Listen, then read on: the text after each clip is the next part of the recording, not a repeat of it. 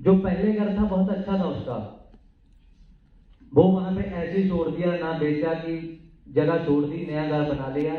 घर बनाए 6 मंथ हो गए थे और बारिश आ गई बहुत ज्यादा, तो हमारे पूरे गांव का पानी वहीं पे रुकता है जहां पे उसने घर बनाया है। तो उसने पूरी जिंदगी एक एक पैसा बचा के घर बनाया था और घर खत्म हो गया, वो ऐसे ही पड़ा है अभी भी। और उसने और दिमाग लगाया, घर बना लिया। गांव से 1.5 किलोमीटर आगे अकेला घर है, बिल्कुल अकेला घर। एक लड़की है, एक लड़का है, वाइफ है, हस्बैंड, वो 4 लोग हैं। आज के टाइम में पता है हालात कैसे हैं। तो 2-4 नशेड़ी आए, उनको बांध के पूरा जो था सामान ले गए और पिटाई भी करके गए। कुछ सीखने को मिला? मेरी बात समझ में आई किसी को? क्योंकि जो बहुत ज्यादा अपने आप को इंटेलिजेंट समझते हैं ना कहीं वो भी गलती कर देते हैं। तो भाई मैं तो पागल बन के चला था, आज आपके सामने हूँ। यही जवाब है। Thank you. तो इस बात से सीखने को ये मिलता है कि जो ज्यादा समझदार है वो सिर्फ ऐसे पढ़ते हैं, पानीपत की लड़ाई कब हुई थी, और है ना, जो ज्यादा समझदार है वो इतिहास पढ़ते हैं, और जो पागल है ना वो इतिहास रखते हैं। और मेरा दूसरा सवाल है, आपको लगेगा कि यार सर ने मेरे मुंह की बात छीन ली। किस किस को ये लगता है कि मैं भी 4 लाख कमाऊंगी या कमाऊंगा? यार नहीं, मतलब कभी डाउट नहीं आता कि ऐसे, मतलब हौंका नहीं होता पंजाब यार, भाई मेरे अकाउंट में भी इतने पैसे आएंगे? आता है ना। मैं देखो, हम लोगों ने ना उतना स्ट्रगल नहीं किया जितना सर ने किया। मतलब उसका रीजन क्या है? आप में से दिहाड़ी करने के लिए फॉरेन कौन गया है किसी अदर कंट्री में? अच्छा, तो कौन सी कंट्री में गए थे? दुबई गए थे काम करने के लिए, है ना? कितना टफ है ना वहां पे। आप कहाँ पे गए थे? दुबई गए थे आप भी? मजा आया वहां पे? नहीं काम करके? मैं भी दुबई 2-3 बार जा चुका हूँ। अब बुर्ज खलीफा कितनी बार गए सर आप? अंदर बाहर से देखा? तो रीजन क्या है? जैसे मैंने सर को पूछा था ना कि कुछ लोग जो नखरे करते हैं, उसका रीजन क्या है? उन्होंने ना लाइफ में ज्यादा स्ट्रगल नहीं की, ज्यादा उन्होंने प्रॉब्लम नहीं देखी। जो मेरा दूसरा सवाल है वो बिल्कुल आप ही का है कि सर कुछ लोगों का ना ये लगता है कि क्या सच में हमारे अकाउंट में भी इतना पैसा आएगा? मतलब उनके लिए आप क्या कहना चाहते हैं जो डाउट में है या शक में है अभी तक? सबसे पहले तो यही सोचना है कि मेरे अकाउंट में आएगा।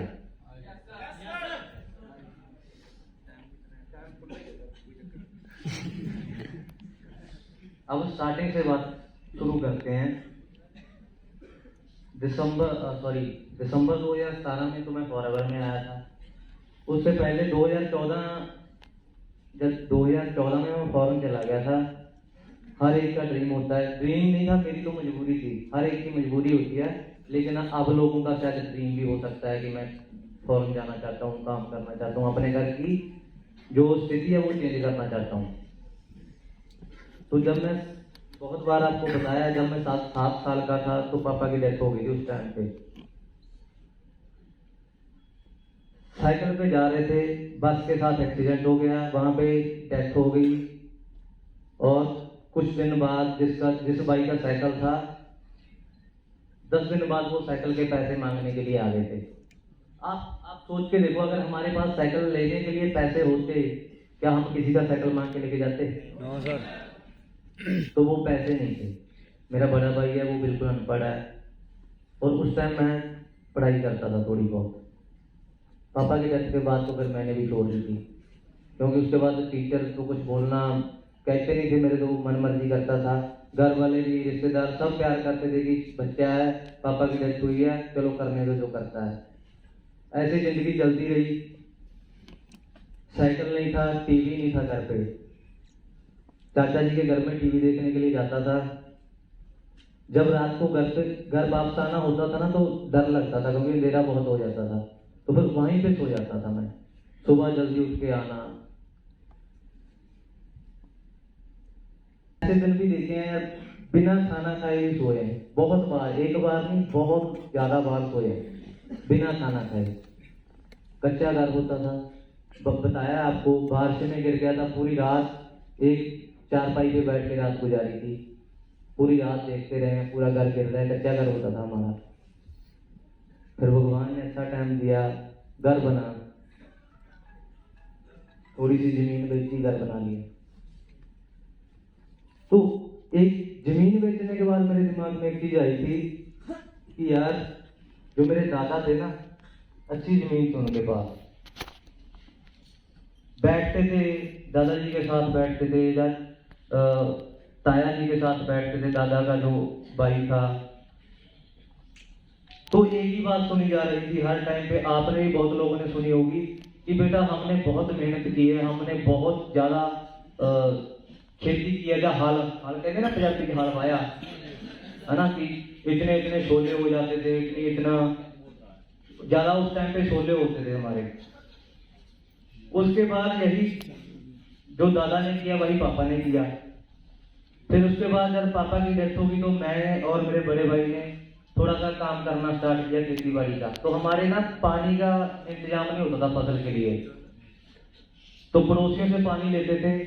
लेकिन आज भी वो दिन मेरे याद है जब मैंने सुना था कि हम इनको पानी नहीं देंगे, मजबूर होकर ये जमीन हमें देंगे। लेकिन स्टार्टिंग से ही मेरा दिमाग ऐसा है कि भूखे मर जाएंगे लेकिन किसी के आगे झुकेंगे नहीं। तो मैंने और मेरे भाई ने जैसे तैसे करते रहे, चलता रहा। धीरे धीरे जब मेरे पापा की डेथ हुई थी ना, उस टाइम पे हमने एक केस किया था, तो सरकार की तरफ से उस टाइम हमें 4 लाख रुपया मिल गया था। यार घर में यही कमाने वाला है, बच्चे छोटे हैं, तो पैसे मिल गए थे, क्लेम बोलते हैं उसको। वही 4 लाख ने हमारी जिंदगी चेंज कर दी थी। तो पानी का साधन हो गया, फसल होने लगी। भाई जो पहले दिन आए हैं और नहीं कोई बोलेगा, क्योंकि उस टाइम, थैंक यू, उस टाइम मेरी सोच भी यही थी कि 30-40 हजार बन जाए, जिंदगी चेंज हो जाएगी। बड़ी खुशी खुशी गया, जितना पैसा लगा के गया था, तो काम तो करना ही था भाई। काम करता रहा 16 घंटे 18 घंटे काम करने के बाद 40 से लेकर 45 हजार रुपया कमाता था। तो वहां पे मेरे को एक बात सीखने को मिली, लोगों ने बताई, सीखने को क्या मिली, बातें करते थे हम आपस में एक दूसरे दोस्तों के साथ, कि जो ड्रीम है ना वो माँ बाप के पैसे से पूरे हो सकते हैं, अपने पैसे से कोई ड्रीम नहीं पूरे कर सकता। जब आप 18 घंटे काम करते हो, सैलरी मिलती है, तो सबसे पहले दिमाग में यही आता है जितना पैसा बच जाए उतना बचा दो। क्योंकि वो मैं आपको सच्चाई बताता हूँ, मेरे को iPhone 5S मेरे को बहुत अच्छा लगता था, तो मैंने वहां पे 2 साल काम किया, iPhone 5S में ले सका। क्योंकि हर टाइम दिमाग में आता था थोड़े पैसे घर भेज देता हूँ, जो कर्जा है वो उतर जाएगा, चलता रहेगा, कोई बात नहीं, नेक्स्ट मंथ ले लेंगे, नेक्स्ट मंथ करेंगे। नेक्स्ट मंथ करते करते 2 साल गुजर गए। तो वहां पे एक चीज दिमाग में आई कि यार तू 18 घंटे काम करता है, तो कम से कम तेरी सैलरी 1 लाख होनी चाहिए। ये मेरी पहली बैटिंग थी जब मैं होटल में काम करता था। जिस दिन मैंने 18 घंटे काम किया तो मेरे दिमाग में ये चीज आई कि 1 लाख चाहिए। 40-45 हजार से तो कुछ भी नहीं हो रहा है। अब जो इंसान 20 हजार कमा रहा है, उसको पूछ के देखना जिंदगी कैसी है। वो बोलेगा कि पता नहीं कब पैसा आता है, चला कब जाता है, पता ही नहीं चलता, कुछ नहीं होता है 20 हजार से।